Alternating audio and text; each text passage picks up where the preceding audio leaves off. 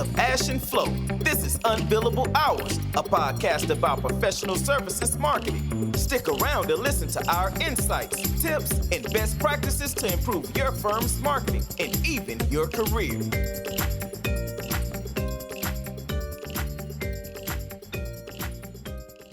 It depends upon what people are searching for. When you're looking up shit like digital transformation, sure, people look at Google. That's right. The search experience on Google has become straight out horrible and useless. I don't know. So we should maybe bring someone on who knows about this stuff, because I find myself using Bing or DuckDuckGo or whatever more and more, just because there's more organic stuff, and in some cases they seem to be getting better results. I don't know how it's yes. Yeah, it's mostly that Google has really fucked with their algorithm to the point, like, for a while for SEO, when you wrote articles, it helped.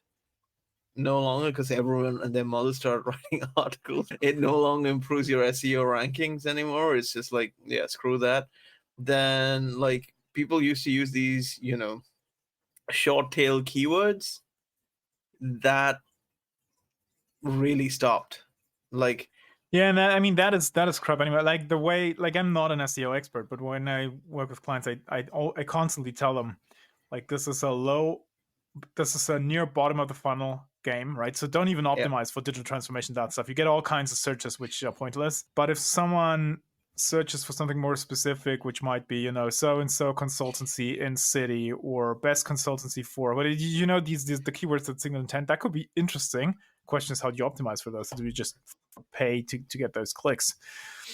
And then, but yeah, I would agree that the channel becomes more difficult. I don't know, but I still feel that SEO as a discipline is valuable because their mindset is right.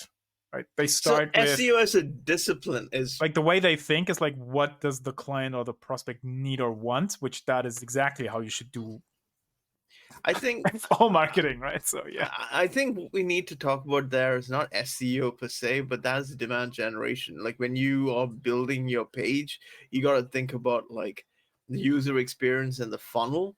Like, a lot of, like, one of the primary things I've experienced this a lot. Whenever like internal portal, someone says, I want a page, they barely think about what the user is looking for. They're all like, I need all this information on this page. And you sit there and you're like, dude, can we get the fact that we were ranked by Gartner for this and that? Can we have that up top? And I'm like, yeah, you can. But you can. Anyways, but who cares? Interesting point again with the demand generation, and I'm not super familiar with those types of phrases, but to me, the search thing, I always see search as bottom of the funnel, and I would therefore argue it's much more demand sort of capturing, because if someone searches something that signals some buying intent for my service, that means the demand is already there, right? We're already late in the game. They're already looking for a provider or something. Not necessarily demand. So here's the thing: how you look up these things is essentially, if search is going to expert forums or Reddit or things like that, people now know that they need opinions, or at least experience of people, because when they search, they're just filled with volume and they have no idea if something is good or not. So what happens is people start looking up review sites, comparison sites, Reddit, forums, all these things to find their specific information. From there, that's where then they from there they realize, okay, this is a place I need to go to. So when you go there, if that page is not optimized for demand generation, what you'll find there is, we are the most amazing blah blah blah at the top. We have won these fuck tons of awards. Do you know who to contact? No, that's barely on most consulting sites pages. Do you know who's a key person there? Not necessarily. Do you know clients? Do you know, like, work? Those are the kinds of things for consulting that would be relevant. Like, when you're trying to sell a product, you need to know its specifications. When you're trying to sell consulting, you need to know the specifications of the work and the people you work with. Yeah, and I think this is where it gets difficult. I mean, I really like your point about the in-platform search. Like, I'm not searching the web, but I'm hitting Reddit. Maybe I even go into the, I don't know, the marketing subreddit, or consulting subreddit, or the analyst subreddit, whatever, and then I start searching or browsing or whatever for specific topics. So that's definitely a thing, because I'm doing that myself. Like recently, Yes. like just this morning, to be clear, I had a question of what's a good solution for this particular type of website build to have multilingual pages, right? Yep. So client is using a certain CMS. There's a bunch of plugins and stuff to build multilingual pages. And I'm like, F that, I can't be bothered to figure out which one to recommend, like which one is so I hit the forums to see who has done what with those and what are the pros and cons. Yeah. Exactly. But that to your point, I mean, that's software and these are features, and I think that this is the point where search gets tricky for consultants, at least for me. I still do not understand and fully what to make of it, is that it's very difficult to search in a way that signals high buying intent. Like no one, like I type in CRM software and pricing, right, which that could be a high intent phrase, or I type in event management plus city, that's high intent. But consulting, like what could I even type into that box that would help you as a marketer No, to that's identify? that's not how you approach digital marketing for consulting. The first thing you treat as SEO is the point of entry, the point of research. It's not the point of intent. It's not the point of purchase. Once they click on that, then you have to track not everything. You got to track on that page, where do you search for stuff? I mean, what is the person clicking on that page? Which you can with Adobe Tag and a bunch of tagging software. You can figure out what people are clicking. So most of your marketing should happen on the page. That's where we have to use the tactics that e-commerce providers, e-commerce solutions does. It's like, for instance, an easy example is Amazon. You purchase some crap, and then they'll be like, hey, if you're purchasing this crap, you might be interested in this. Before you do the checkout, they advertise to you and they tell you what this is, so you look at it. Yeah. So what happens is on-page advertising is where you can actually guardrail intent. Yeah, okay. I mean, that's an interesting view. And again, I have like my opinion there. That's why I'm so undecided. But it's my so a couple of weeks ago, I would have said, look, here's how this works.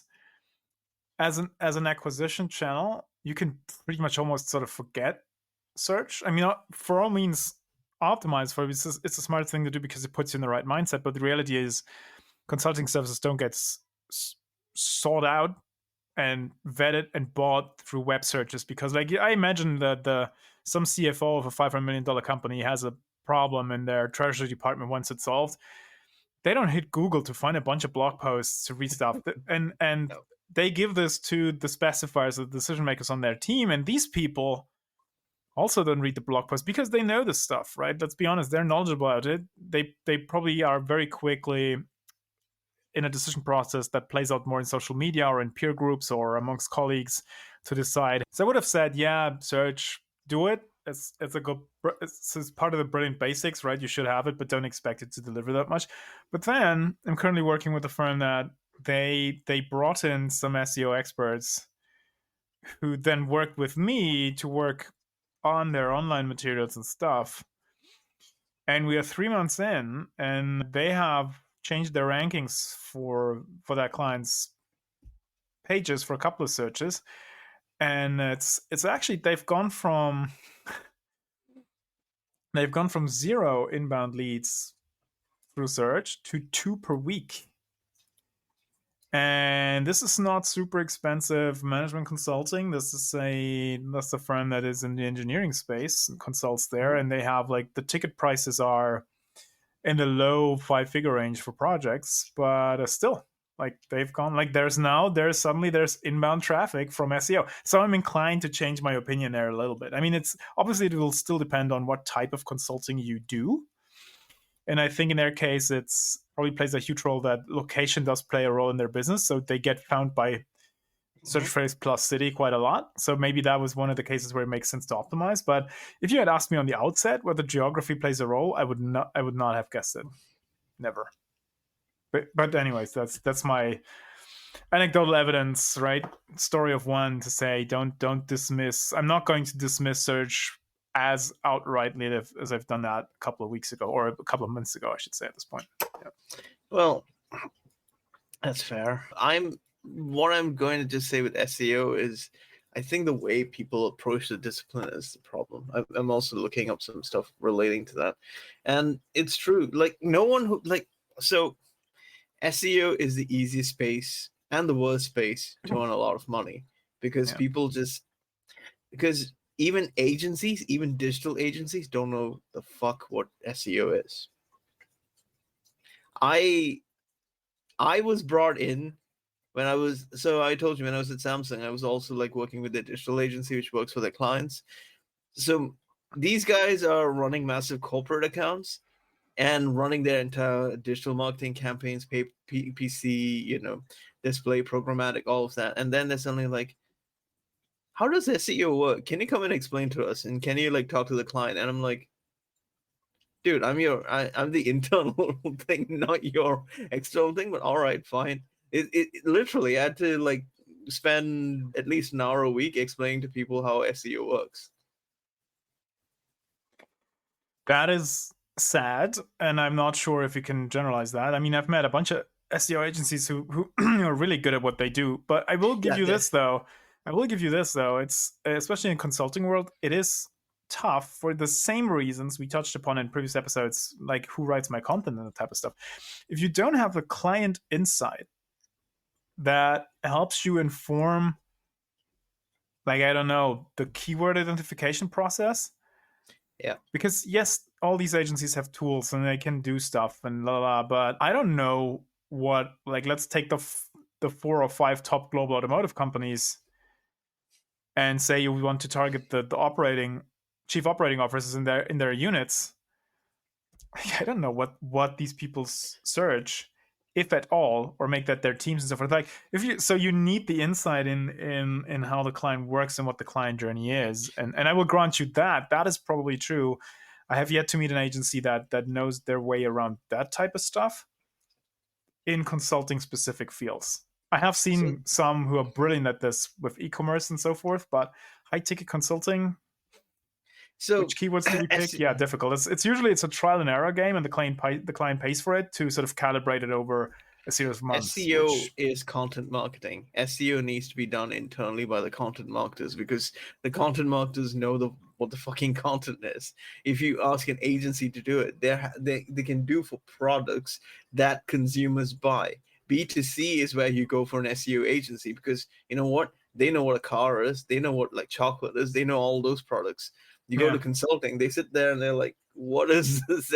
Then it's SEO agencies are not for service-based marketing because the content is very specific. So they have people for those. We're not trying to fuel the Great Resignation and whatnot, but if you are in a consulting marketing spot, you could step out tomorrow and found the SEO agency and get yeah, I would call you because I would I don't do that stuff, but I could get questions about SEO all the time. So yeah, I could send some business your way. That's definitely probably a market need for that.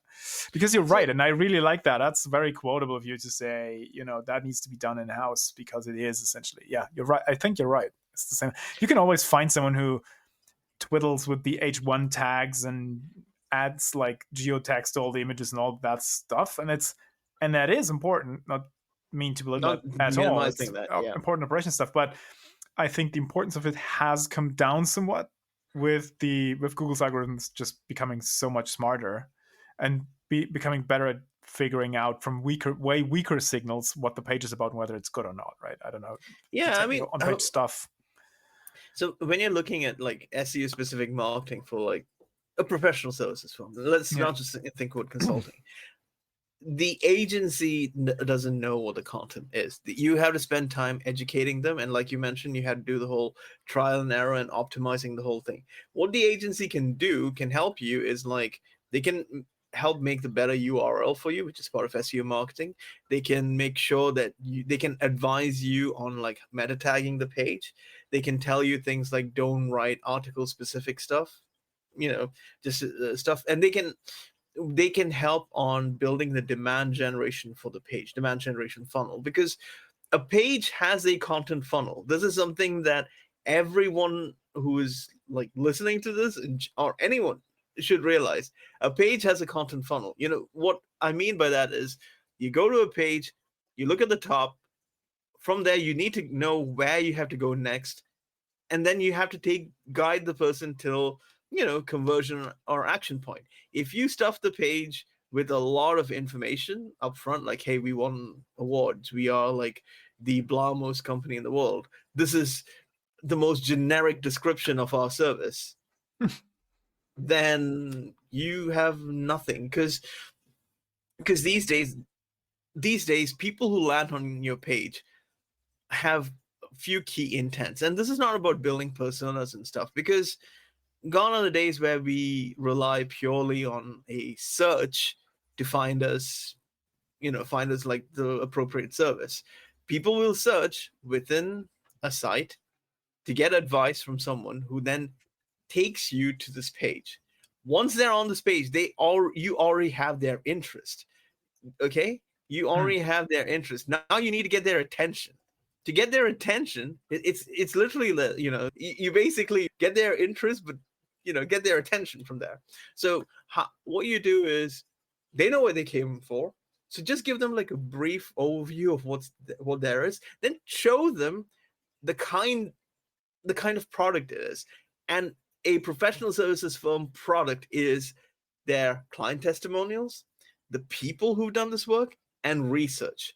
And of course, the most important thing, how to get in touch to do the specific work. And if these things are not easy to find and are just like busy it up because this is all the millions of crappy services that you offer, sorry, it's not necessarily crappy, but this is all the services that you offer, then you kind of lost them, because they know the services that they're looking for and they're coming with intent.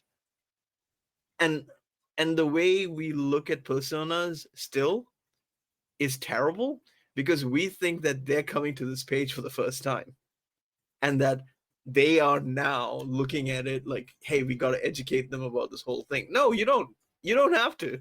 Most of these, like, a consultant will be speaking to a transformation person. Here's a good example. I think this was on Reddit a week or two ago. I came across a post where there was a person basically like looking to find out which consulting firm is best to do their transformation project. They got a few different quotes. They didn't really know which one to go with.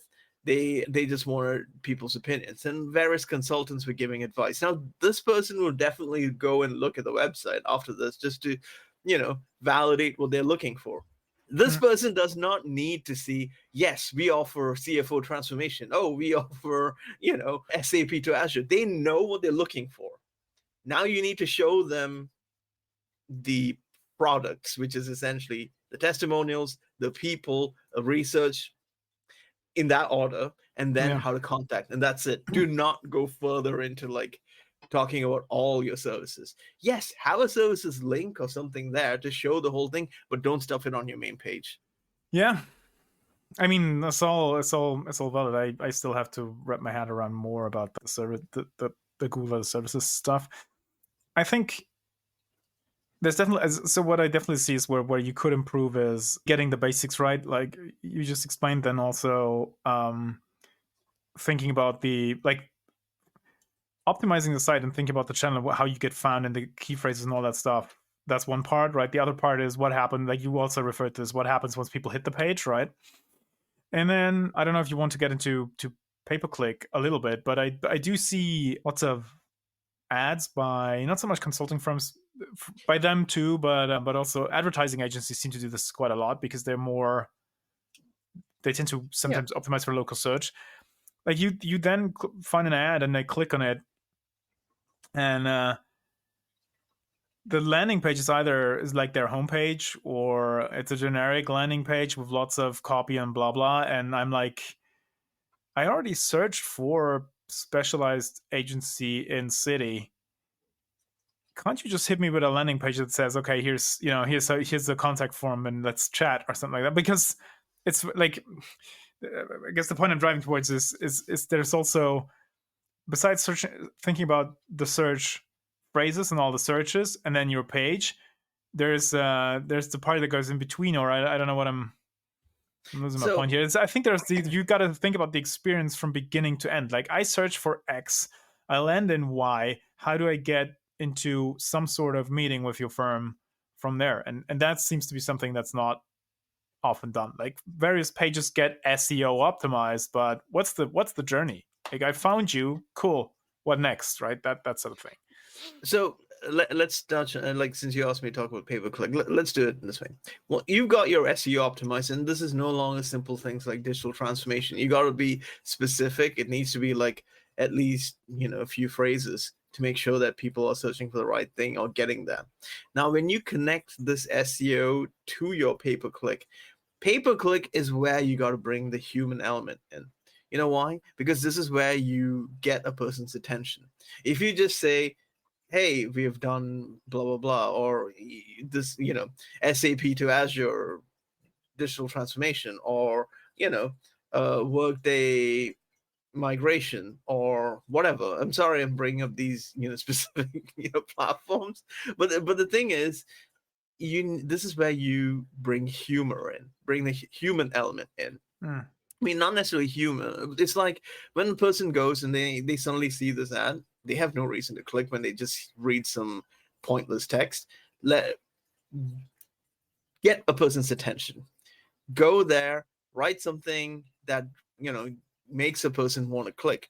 Clickbait. That's what PPC should be. It should be clickbait, but in a good way. Once people click it, then take them to a page that essentially is not just like a serious thing about the whole thing. It has to be a little bit serious, but it'll be like, it should answer a few things. Are you looking to find out more about our services? Are you looking to talk to the right people?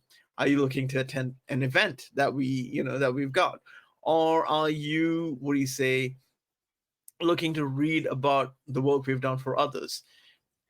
If when a person clicks this pay-per-click ad and gets to like a landing page that just answers that in a fun way before taking them to the website, you actually have now got mind share on their brains. You literally have real estate now on their minds, because you basically have just intrigued them, enticed them, and now the next time they think of this, they'll be like, yeah, let's, these guys were fun, they're interesting, I'll give them a shot. At least I'll get in touch, and after that it's up to you and the sales and everything to like and do your work. But this is how you should approach. And I see I've seen people in the B2B space do the most boring, pointless ads, and I'm like, the people that you're trying to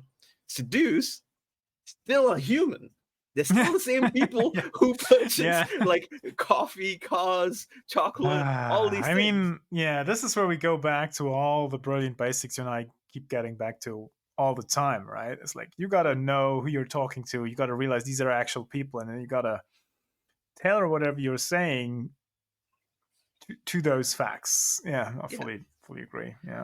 Yeah, I mean, like, it's not essential. It's not just that company says that they are, in touch with their human side and their people are all human and everything. If your messaging to the outside world is robotic, you are not selling it. Then, since we mentioned PPC, what do you think about branded search? Paying for branded search, like paying for searches that have your brand name in it. I think that's okay if you are a, what do you call, an upstart with a lot of money that just wants to build your brand presence, or you've finished like a few stages of funding and you've got money to like burn in terms of advertising to build up your brand. Then sure. If you are an established firm, no one cares. What you do to appease the old timey people is essentially analyst reports and Gartner and all that stuff. What you do to appeal to the the audience in their 30s and 40s is essentially like talk on forums and open discussions and everything. What you do to talk to the people younger than that, go on the right social media channels and start a discussion.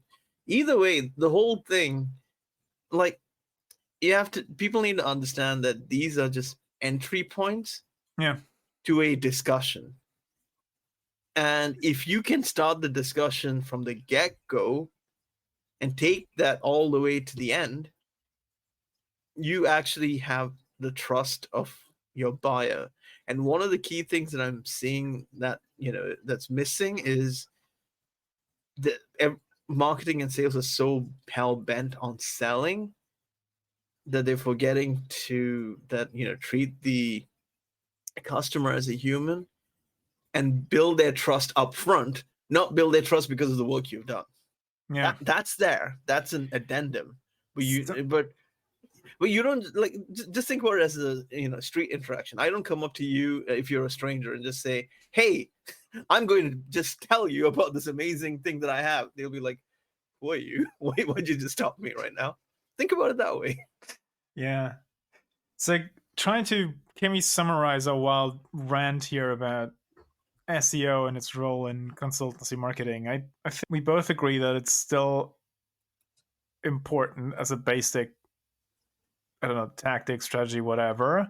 We've also touched upon that the channel, as a channel, it's changing though, because people are moving elsewhere to search and so forth. And then you talked about at length that the magic obviously is in really piecing together the intent that is represented in a particular search, and then the point where lead people to, and the journey that comes after that, right? And there is probably still a lot of upside potential which people could unlock with fairly easy edits. Again, I'm surprised, and I did for this episode a search around a little bit. I'm surprised like how often I come across top ranked pages or even ads that point me to stuff that is not like, if that's not a really strong fit to the intent behind my search, let's put it that way. And then continuing our summary, I mean, we touched about PPC a little bit. Definitely still worth it, right? In certain cases, which I think means you need to be monitoring that closely, because and that we didn't say that, we didn't touch upon it, but I don't know if you agree with this, but many of the programs I get to see inside firms, there seems to be a slight tendency to overspend, and people can do this themselves on PPC, and people can do this themselves if you enjoy that type of stuff. Just search the big the technology consulting firms, like from A to C to whatever. I've gone down the list a little bit, and the first one that popped up that didn't have an ad bid against their own brand name was Deloitte.